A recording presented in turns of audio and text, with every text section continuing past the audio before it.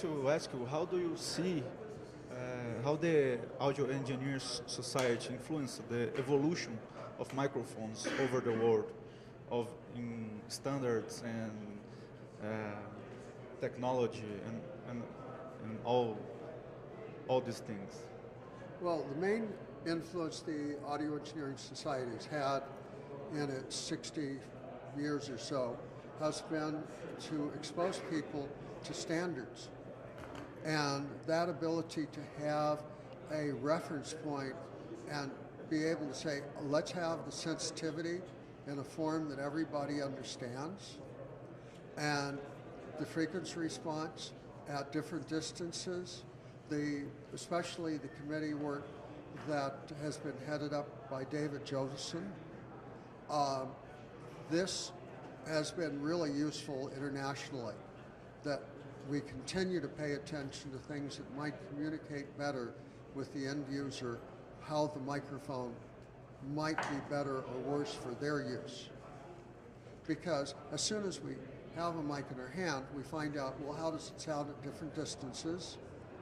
How much gain did we have to ask for from the front of house board? All these things. And we're all the time trying to think through, without causing problems for marketing departments who like to present things in particular ways that they're used to that allow them to make good brags. How can we add a few things that would be useful for more people and more clearly understandable? That's a major part of it. Originally, it was just down to things like what impedance might it be? And a lot of the AES came out of a group called the Sapphire Group, which was an informal get-together of mastering engineers who cut lacquers and cut wax with sapphire needles. And that started back in the late 30s. There were 3 groups in the United States. The one that Jack Mullen belonged to in San Francisco. Jack Mullen was the engineer in the Army who brought back in pieces the first Telefunken tape machines, and helped out the guys from Ampex to make the first tape machines for Bing Crosby. And Sapphire in New York and Sapphire in Los Angeles, which is the only one of the group that still meets regularly. And that was an organization that tried to make sure there was actual communication. And then the Audio Engineering Society took it a step further and tried to have written standards instead of with the Sapphire. That was the first time people would get together for lunch regularly or dinner, and they would talk, and they'd say, well, I use this sort of EQ.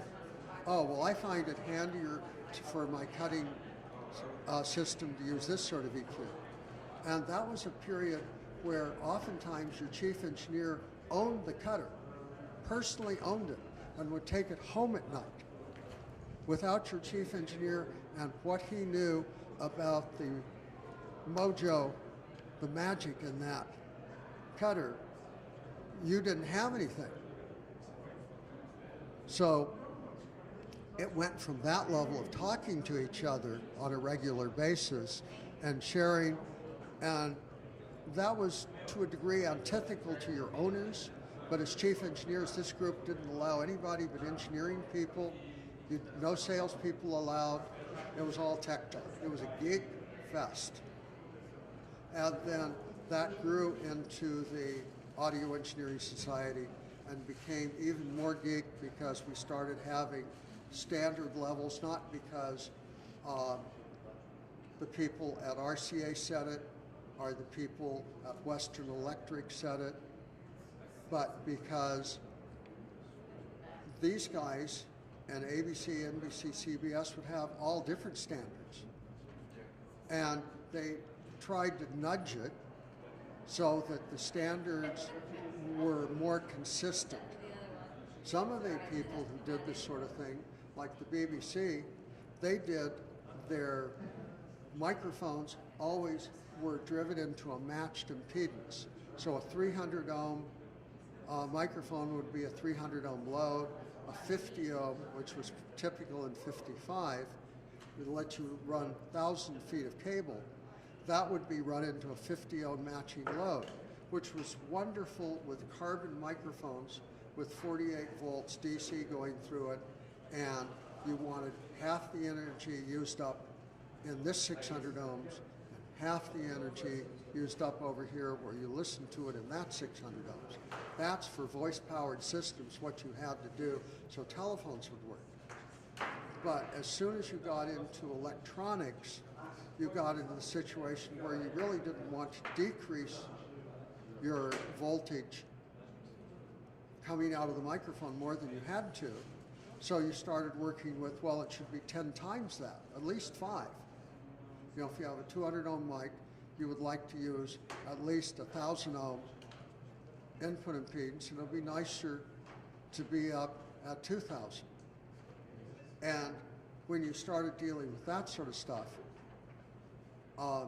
until you had the AES and some of the broadcast standards organizations, you had things like, well, these broadcast outfits now use bridging loads for the microphone preamps, but some of them stayed with, the BBC was the last to give it up, matching impedances.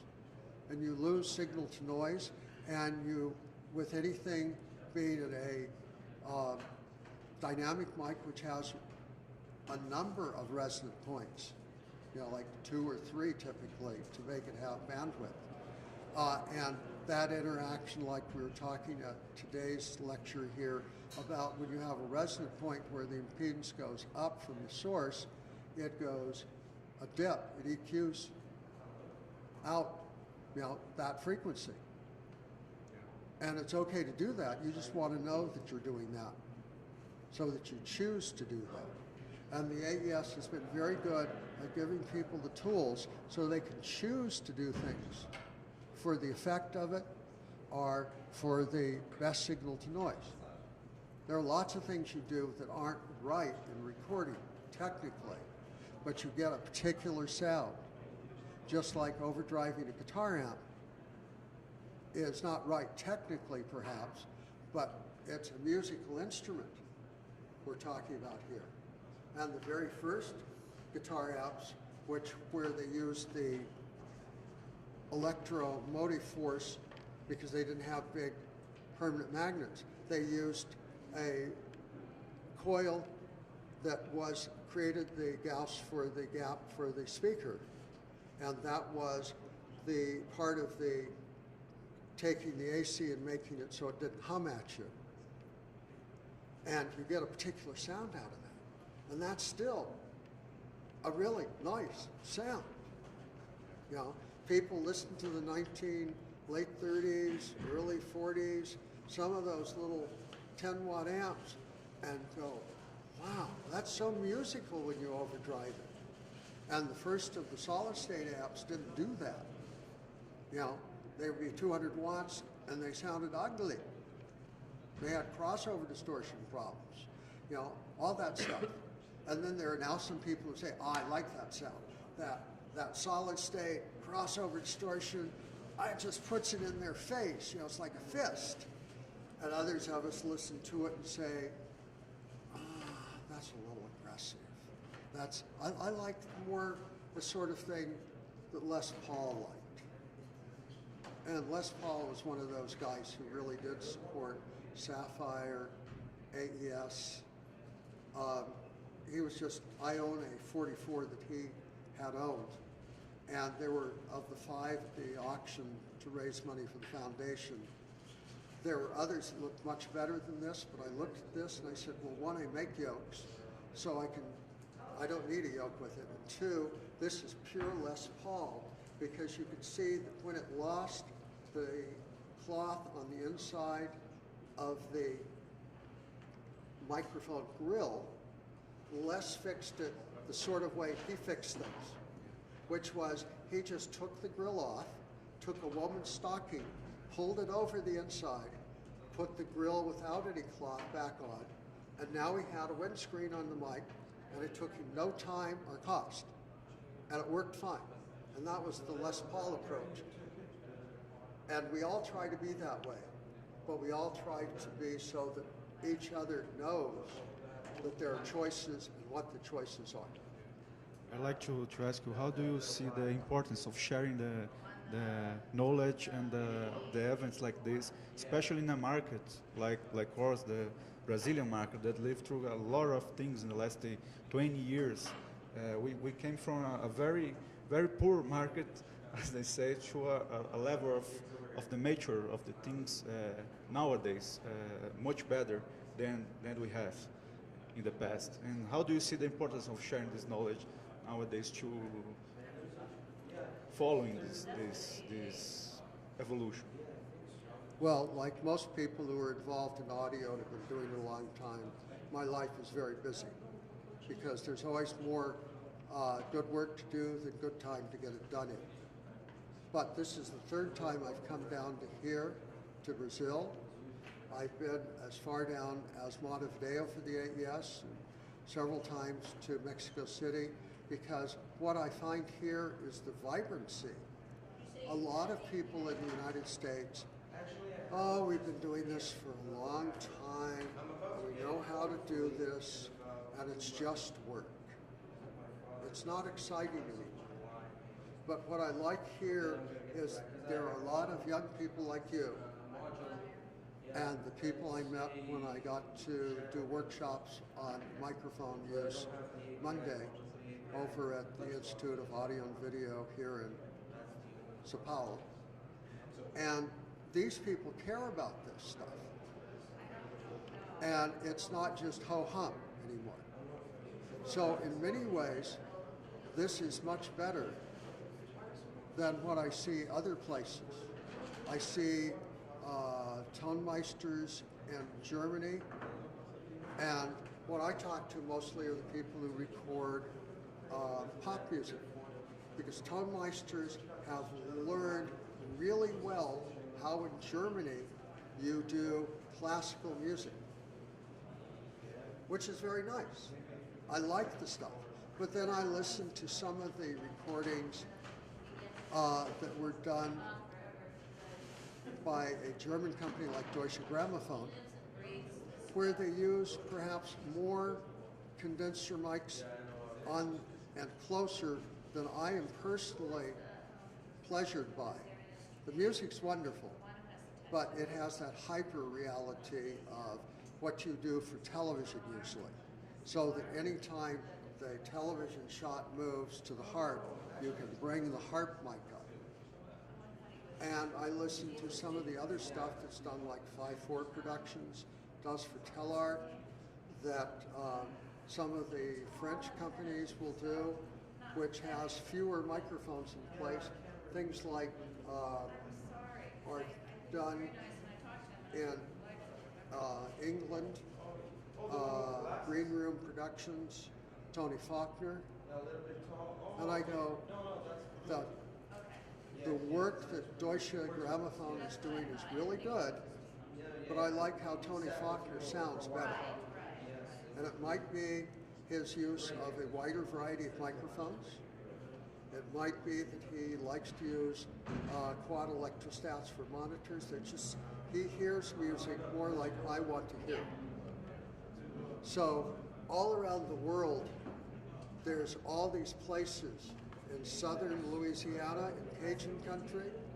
I like the recordings a lot because people sit around a lot and play together. And like Nashville, you'll get a lot more recordings which are not made of pieces, one portion at a time, but have that sort of integral all together now, one piece.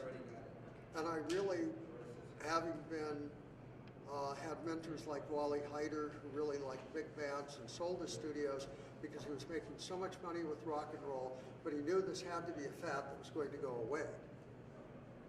So he said, well, while there's still money, I'll sell the studios. And did all the Hyde Street studio stuff, the Wally Heider Hollywood, all the remote. He invented remote recording as we know it today.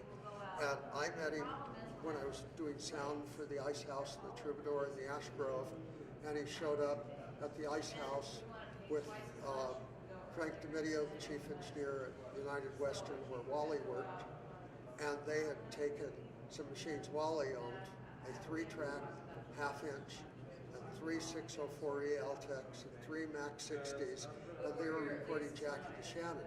And they had stereo for the guys playing, and a mono in the middle of Jackie's mic.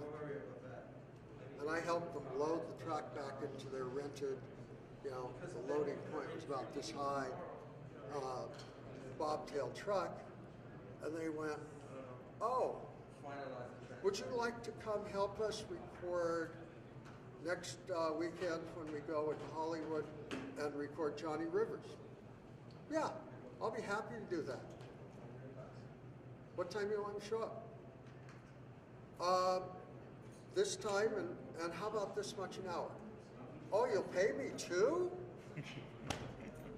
Hallelujah!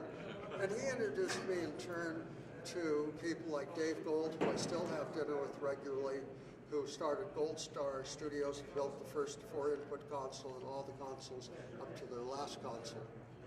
And he introduced me to Bill Putnam and what was happening at United Western. And for someone who was 22 years old,